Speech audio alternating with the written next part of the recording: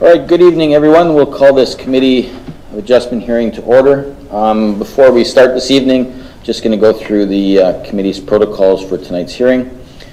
We have 3 new applications or properties that we'll be hearing this evening, and one carried over from last month that we'll be going through. A couple of housekeeping items. If you have cell phones, can you please place them on mute or silent mode or turn them off? And if asking questions, please ask them through the chair, not directly to the person you're wishing the question to be asked of. First order of business will be to ask any committee members if they have any conflicts of interest with any of the applications on tonight's agenda. A request will be made for any deferrals or withdrawals of applications on the agenda. The committee's Secretary-Treasurer will then read out each application noted on the agenda with a brief description and staff recommendation.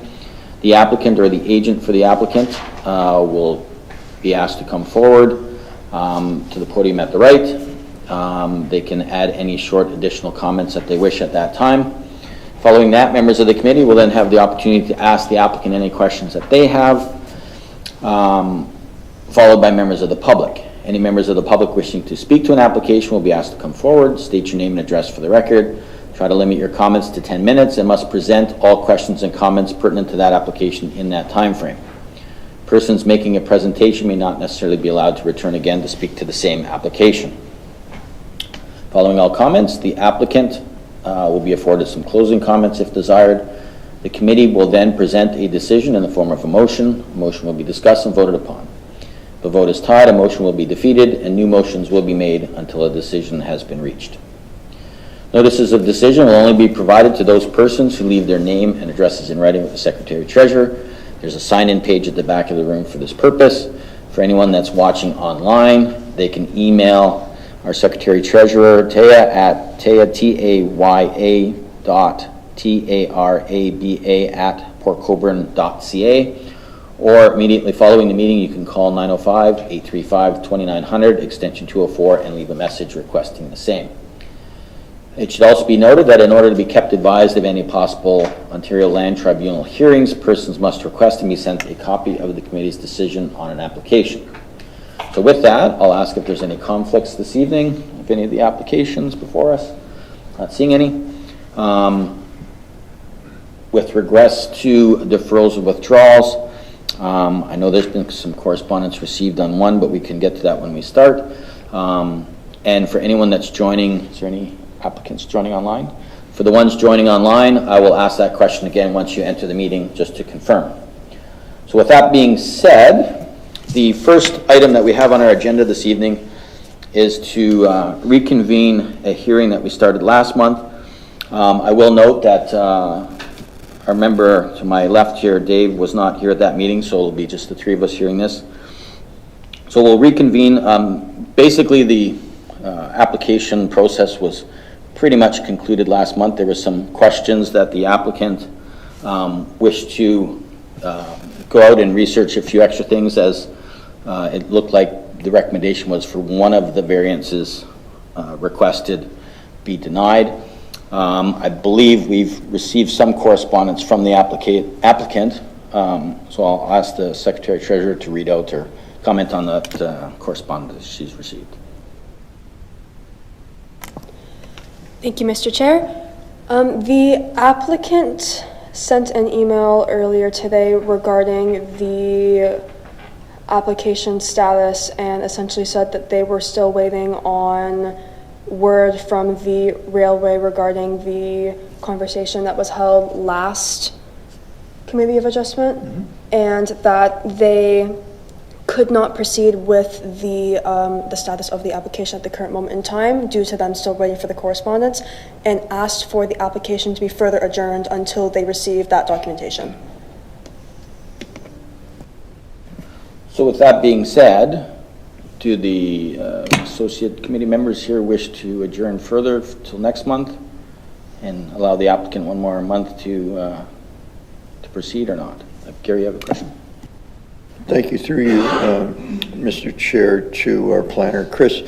Has there been any in the wait? Has it been any more work for the planning department in this last month, or it's just been on hold? And I'm not sure if Geo is always quick to get a hold of. I wouldn't want to just blame the applicant for not getting a response from an outside agency. Through you, Mr. Chair, to Member Bruno. That is correct. We didn't spend any extra time working on the application. There was nothing for us to address.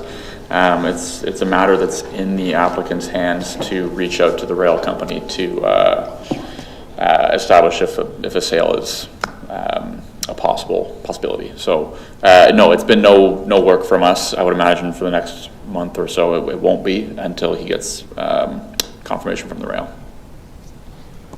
Thank you, Mr. Chair. I don't have any trouble given it seems that the applicant's made a valid attempt, and it's something that's out of his control. It would be great if he could get it and we fill that vacant property. So I don't have any qualms with taking this forward to next month. Eric?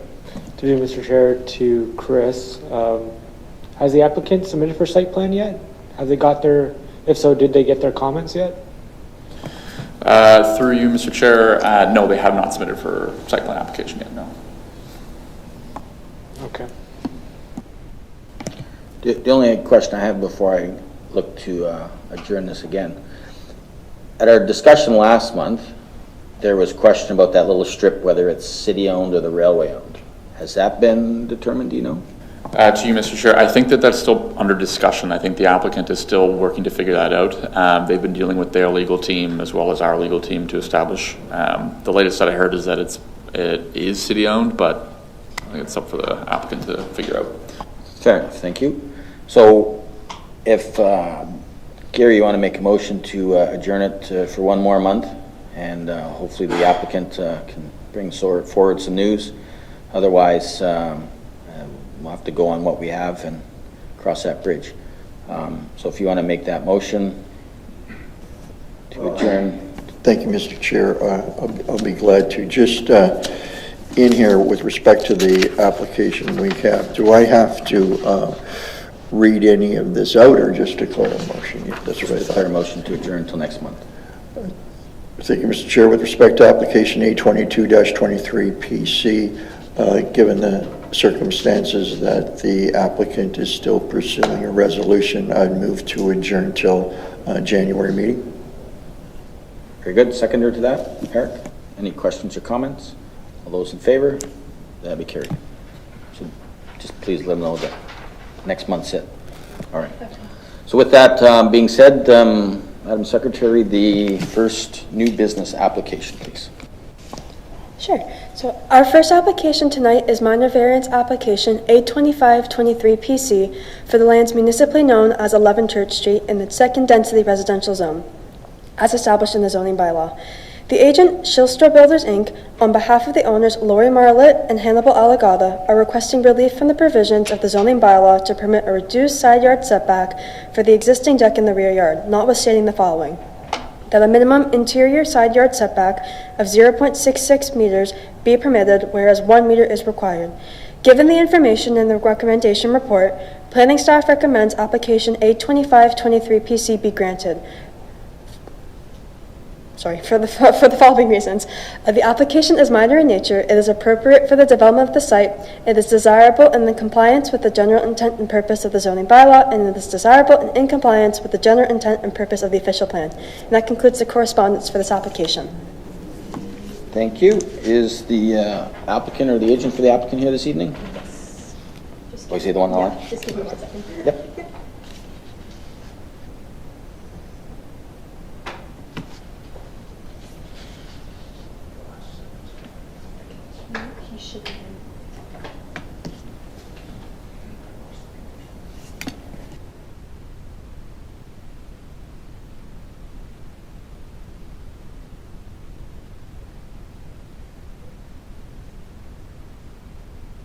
Can you hear me?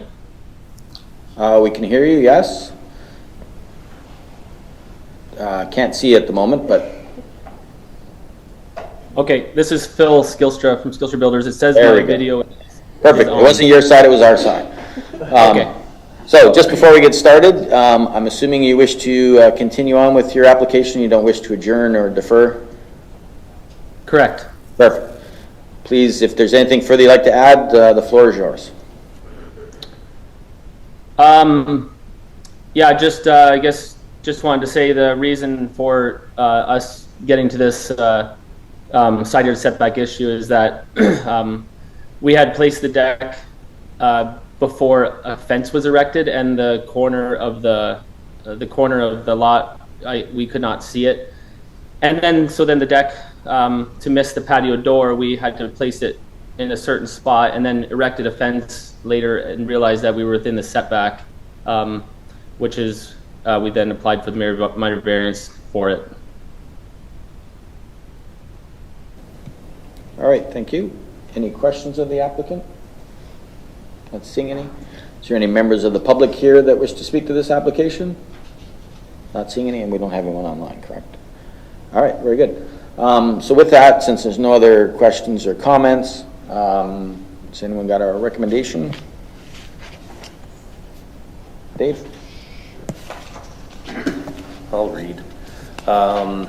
In a matter of application A25-23-PC, and in the matter of the lands legally known as part of lots 10 and 11 on the plan 771, municipally known as 11 Church Street, that minor variance application A25-23-PC be granted for the following reasons. 1, application is minor in nature. 2, it is appropriate for the development of the site. 3, it is desirable and in compliance with the general intent and purpose of the zoning bylaw.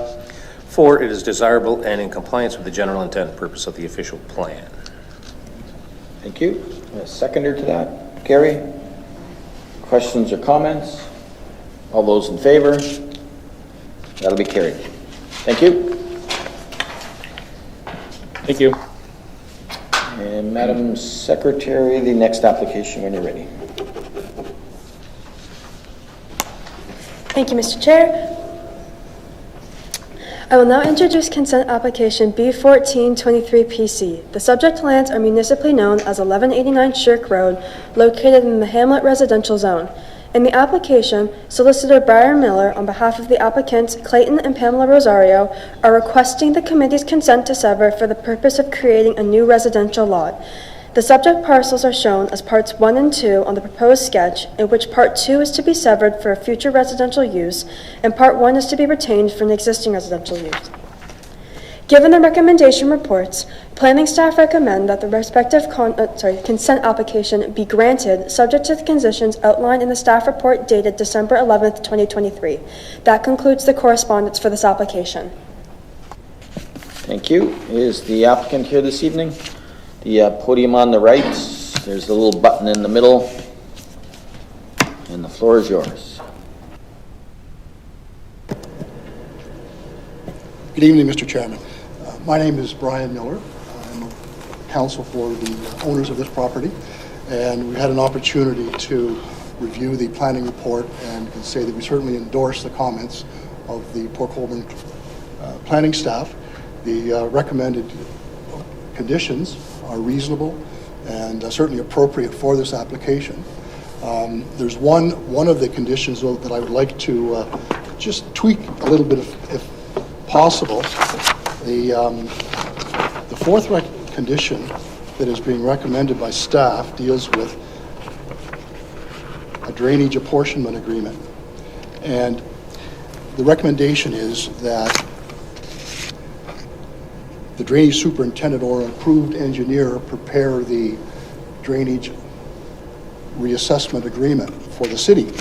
And that's it's not surprising, because the original assessment that is done is an extremely technical and difficult process, and only a drainage engineer can take the drain and apportion the cost to the individual property owners that front on and take advantage of the particular drain. But once the drain is established and once the original assessment is provided to the various property owners that do front on the drain and use it, there are special provisions that relate to the future subdivision of that parcel. So in particular, specifically, drainage assessment is generally dealt with in Section 65 of the Drainage Act. And in that particular section, there is a provision that after the drainage assessment has been prepared by the engineer. In this particular case, that has happened.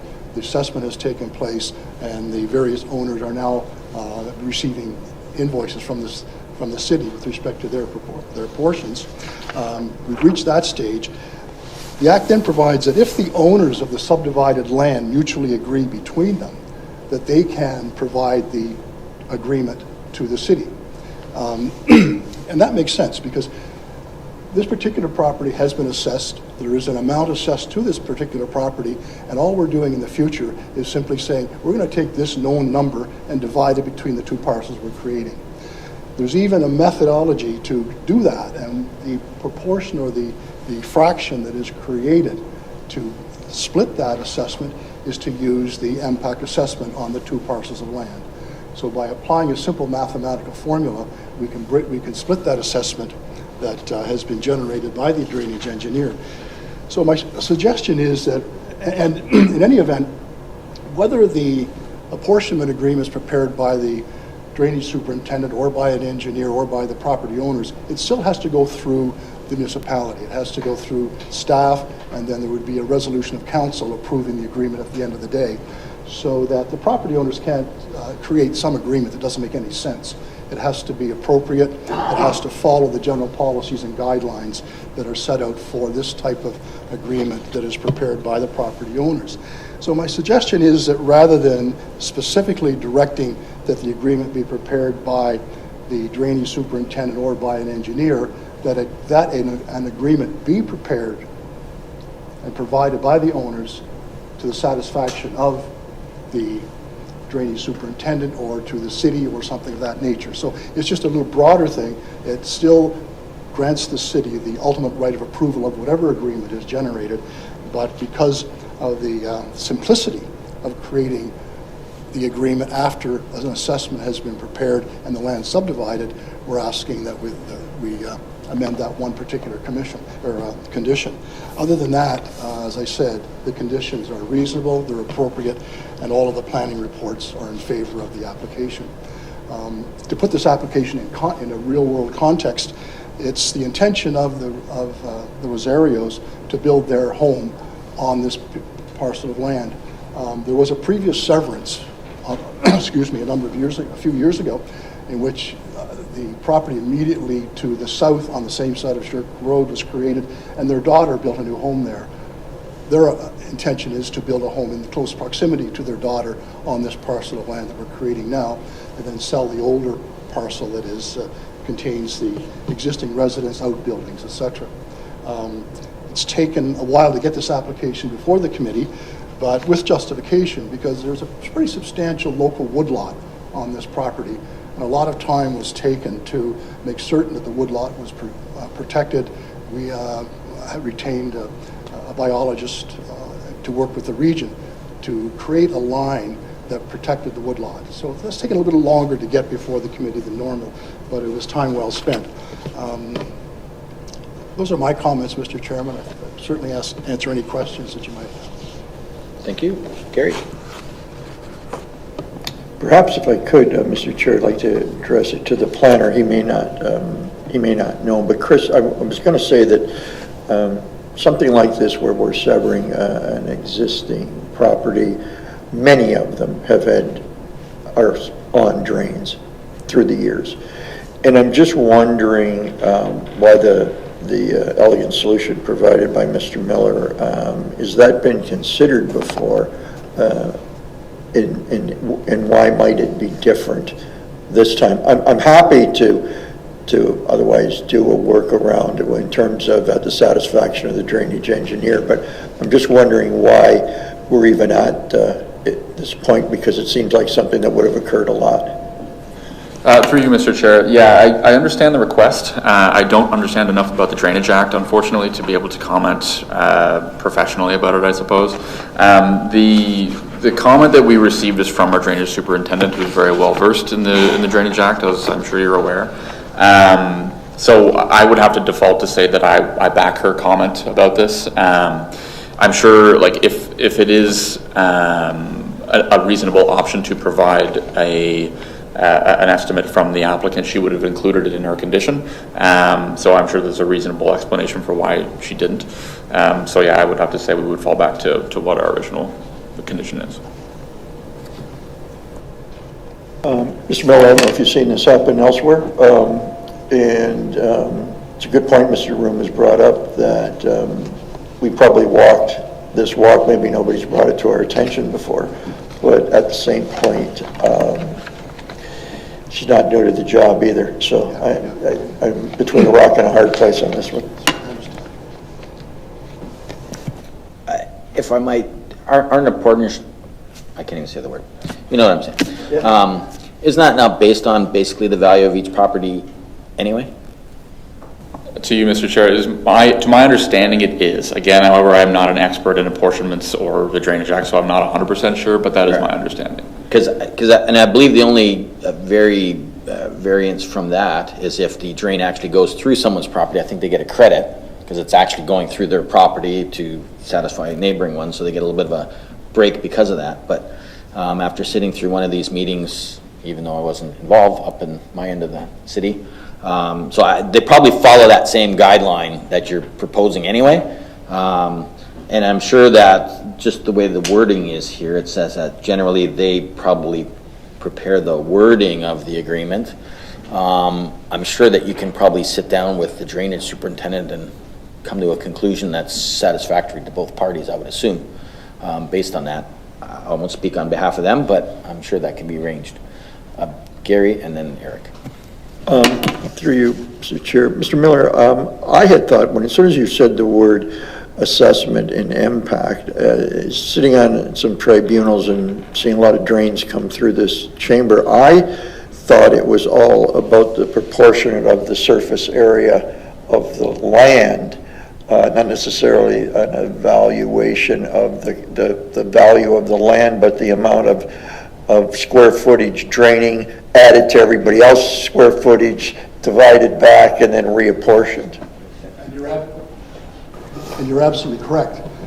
The calculation or the creation of the initial assessment that's applied to all of the owners of the properties that benefit from the drain, that's the function that's carried out by the drainage engineer. And he takes into account all of those things, the square footage of the particular property, any damage to the property, the benefit, where that property sits in relation to the outfall, the input. What I'm talking about is once that number is created for a particular property, that the policy is to use the impact value of the two parcels within that particular part to create the formula to break up that one number that the engineer has created. So it's not a reassessment of the merits of the drain or anything of that nature. It's just creating a formula to reasonably split the assessment that the engineer has created. And so, if I could, so you haven't had an opportunity after seeing this to discuss that point with the drainage engineer? No, we just received the conditions on the 11th, and that's a reason that I was suggesting a broad condition that throws it back to the city people, to the drainage superintendent, to say whatever you do has to be to our approval. That would allow the drainage superintendent to say, no, we don't want you to do that. You're going to have to go and get an engineer. So we would have an opportunity to sit down with the drainage superintendent and say, here's what we propose. So we would leave the ultimate decision of how to proceed in the hands of the city. We're not suggesting that you take that control out of their hands, but just give us an opportunity to try to make this presentation to your drainage superintendent.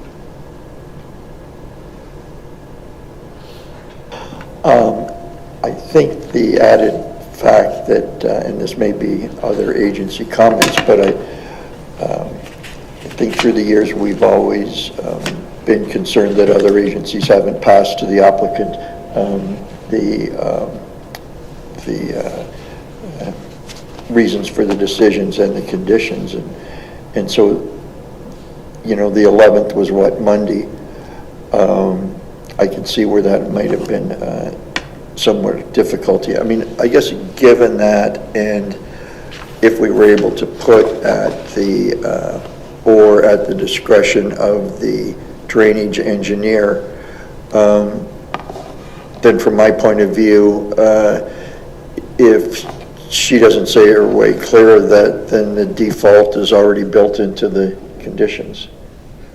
So I would be prepared to make that amendment. Okay. But that's just my comments, Mr. Chair. Thank you. Eric?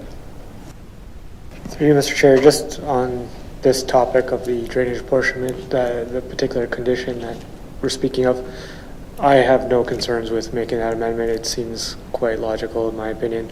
It doesn't necessarily matter who makes the agreement as long as it's to the satisfaction of the municipality. So I have no problem with that. But I do have questions in regards to the natural heritage, archaeological potential, the heritage aspect, the cultural heritage perspective, as well as the private sewage system. So in particular, starting with archaeological, I'm not sure if I should direct this to you necessarily. I'll direct it to planning staff, and if you have a comment, then if you want to provide it. What are we doing? Because I don't see any conditions here regarding archaeological potential. I understand based on the region's comments that they waived it, they waived it in pre-con, but since the Niagara official plan came in, they believe that this area has higher archaeological potential. Like I said, I don't see anything on conditions dealing with archaeological, except for I saw a comment about, a standard warning clause that they tend to implement. Can you just provide comment on that? Yeah, through you, Mr. Chair. Yeah, the region was kind of walking a tightrope on the ARC assessment stuff because they came for pre-con before the NOP and then they submitted afterwards, so they kind of tried to find a middle ground, I think. The statement that they provided us was that we request something at the building permit stage, but we don't technically have a mechanism to catch that. We can't, or request it, I should say, at the building permit stage. And with regards to the warning clause, trying to think of when that could be provided to them. I mean, it's provided in the report, but it doesn't really warn them at that stage. So again, there's really not a mechanism for us to request it other than making them aware at the building permit time, essentially. Through you, or to make it a condition that a stage 1 or 2 be. If that is the decision of the committee, then that would be. But I was just going based off of what the comments were from the region. Do you have any comments, Mr. Miller? Through you. It's always been confusing to me. Sir. This area has always been a little bit confusing to me. I mentioned earlier that there was a recent severance on this very parcel of land where the lot was created for the Rosario's daughter to build her home. And archaeology was dealt with in the context of that severance, and the property cleared in the context of that severance. So our view was that because it's already been done, we had no problem with the recommendations of staff that one isn't required as a condition of this severance. So I didn't really fully understand where the region was coming from if they had previously approved this severance in the past from the same parcel of land. So I think that had a lot to do with the fact that the local planning staff did not require that as a condition. It was just repeating something that was done before, as was hydrogeology before, various other things that were discussed at the pre-application consultation meeting. So this had come up at that time.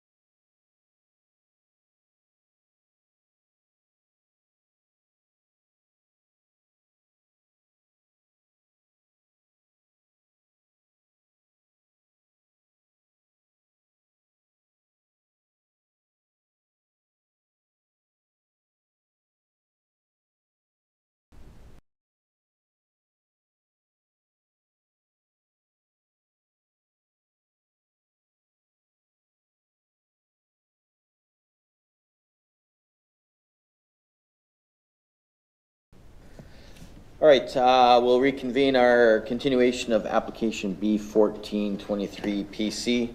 I'll go back to the agent for the applicant. I believe you wanted to add a few more comments there.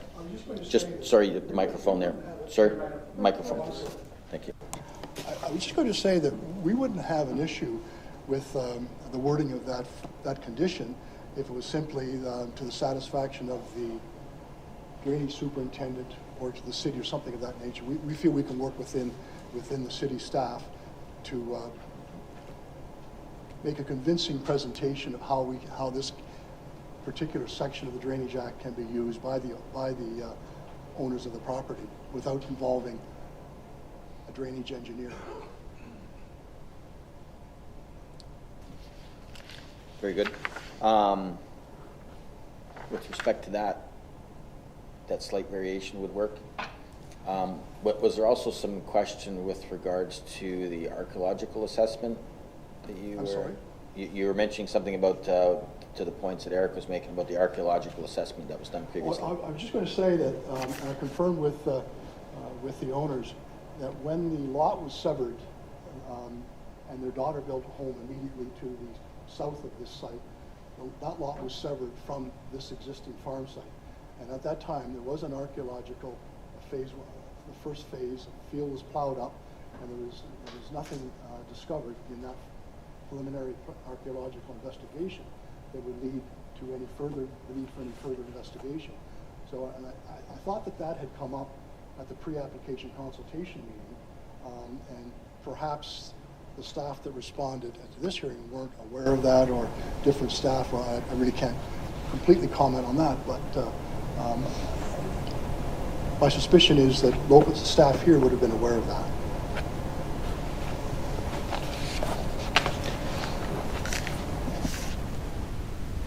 With that, Eric, did you want to move a recommendation if there's no other comments? With that slight adjustment, like I say, if we scratched by the and change it to the satisfaction of? Through you, Mr. Chair. Gary? I guess I was thinking, I kind of liked your approved, but I think it should be approved and completed, because I think she's still going to have to complete it no matter what. But I thought it might be that a drainage apportionment agreement, subject to the approval and completion by the city's drainage engineer. I think that would work. Eric, do you have any other comments to that? Oh, sorry, I kind of missed that. If you can just repeat. Sure. So under condition 4, that a drainage apportionment agreement be approved and completed be completed and approved subject to the discretion of the drainage superintendent or by approved engineer, et cetera, et cetera.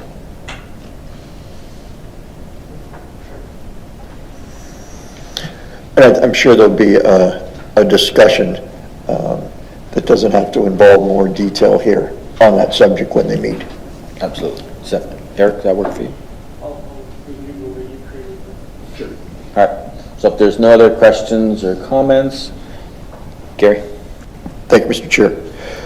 With respect to application B1423PC, lands legally known as concession to part lot 12, municipally known as 1189 Shirk Road.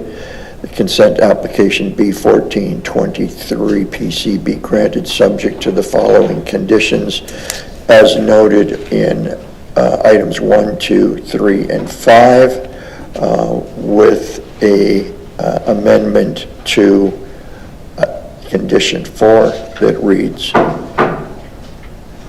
that a drainage apportionment agreement be completed and approved at the discretion of the city's drainage superintendent or by an approved engineer at the cost of the applicant. A copy of the deposited plan must be delivered to the drainage superintendent through the planning department for the apportionment agreement to be completed.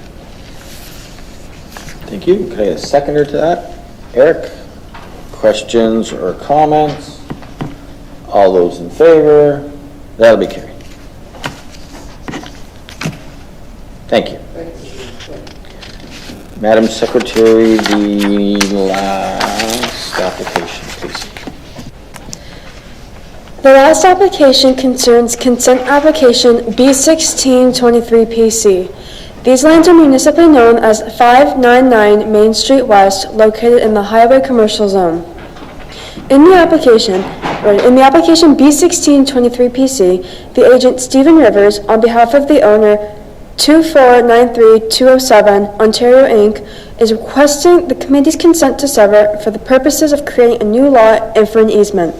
The subject parcels are shown as parts 3 and 1 on the proposed sketch, where part 3 is to be severed for a future commercial use and part 1 is to be retained for an existing commercial use.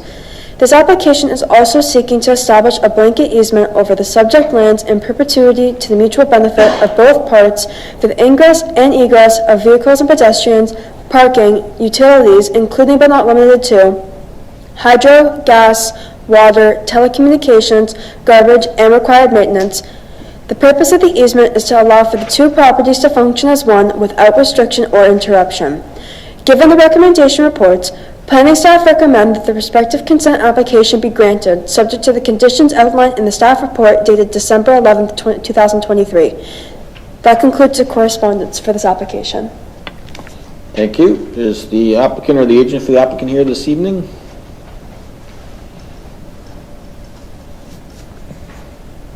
Mr. Rivers, welcome. Is there anything further you'd like to add at this time? Good evening, Mr. Chair, members of the committee. Really didn't come to add anything to it other than support the recommendations of your staff and keeping in mind that this application had issues and concern from neighboring property owners in the past. So I was here hopefully to answer any of those concerns if they should come up as part of the public process. Thank you. Is there any questions of the applicant this evening? The only question I have, I didn't get the opportunity to look back at the previous, it was a severance, correct? Last time that was here? Was it not almost exactly the same as this? Mr. Chairman, it was exactly the same. The reason we're back is that the applicant allowed the severance to lapse without fulfilling all the conditions. Perfect, thank you. So there's no questions of the applicant. Is there any members of the public that wish to speak to this application here this evening? There's only one here, and we have no one else online. So with that, if there's no other, Eric? Through you, Mr. Chair, to, I guess, staff. It does seem like kind of like an odd sort of severance that's taking place with the fact that there is no lot frontage online. Like, how, I'm just kind of trying to wrap my head around this proposal. How does that conform to our policies or severance policies in the official plan? It is a good question. Through you, Mr. Chair. If you recall, the last time this application came, similar comments were raised. There was a condition on that application that they apply for a zoning bylaw amendment to address those matters. Part 3, I think it's part 3, doesn't have frontage on the road, and they got relief through the zoning bylaw amendment to address that. So as to say, part 3 is to be recognized as its own lot, given that the consent application at the time had provided access through the easement and the ability for utilities to reach the lot. So in short, it has been addressed through the zoning bylaw amendment in 2020.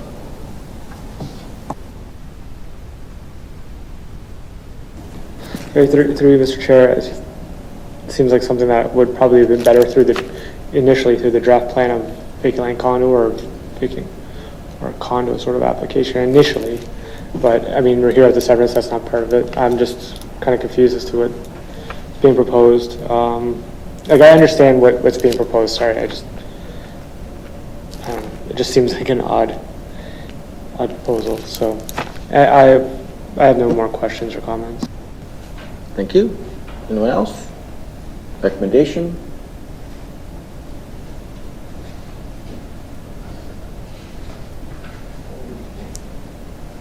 Dave?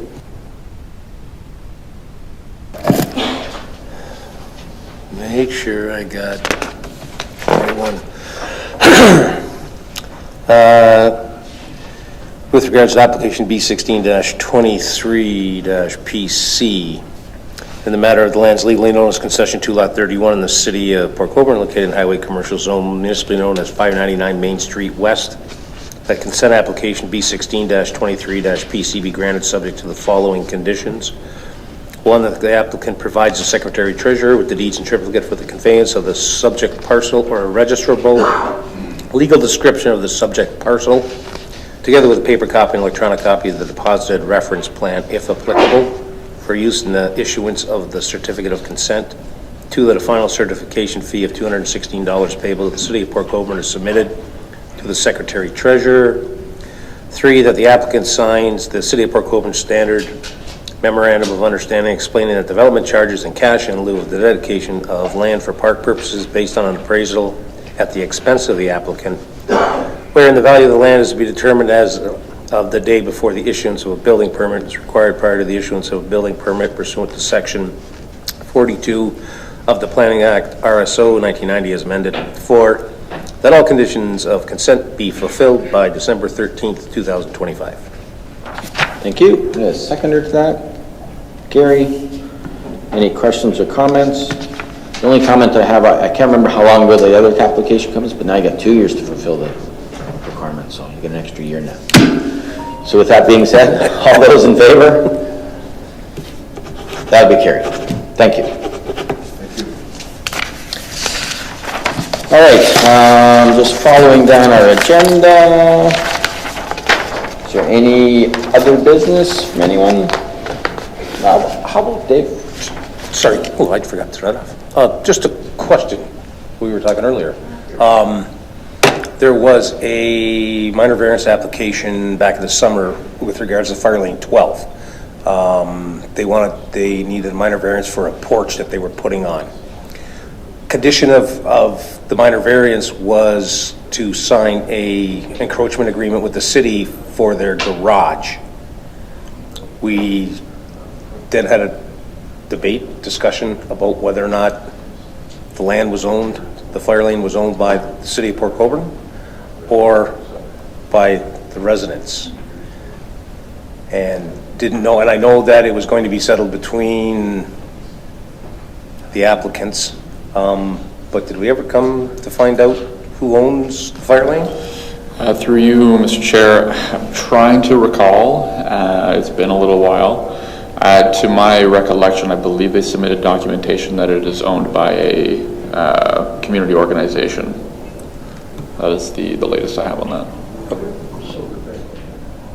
Yeah. Yeah.